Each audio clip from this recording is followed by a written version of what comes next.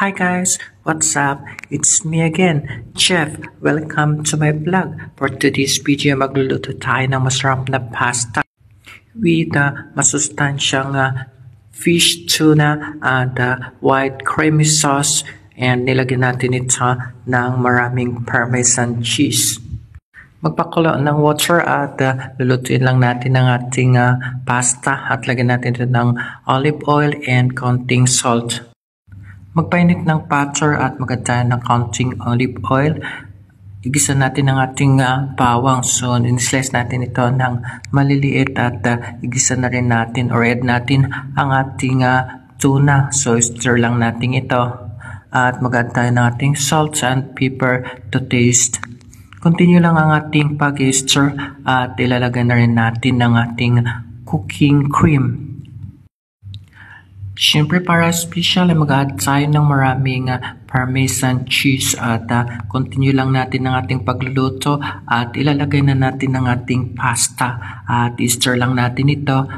Mag-add din tayo ng ating oregano crushed leaves. Ready to serve ng ating masarap na pasta for breakfast. Add din tayo ng coriander leaves sa top nito at nilagyan din natin ng uli ng oregano crush leaves. For hot drinks ay meron tayong apple tea. So, nag-slice tayo ng apple. Naglagay tayo ng ating Thailand tea. 3 pirasong cloves, turmeric powder, cinnamon, cloves powder, and black pepper. Very healthy and yummy hot beverage apple tea at nilagyan pa natin ito ng fresh mint leaves. For cold drinks ay meron tayong squeezed fresh orange juice. And meron pa tayong masarap healthy oat drinks. Kain tayo guys at ready to serve ng ating full healthy yummy breakfast. Meron tayong pasta with tuna and a white creamy sauce with parmesan cheese.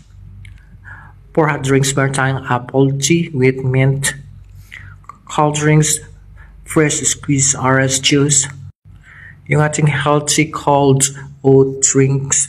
For fruits, ay meron tayong fresh orange, fresh mango, and avocado.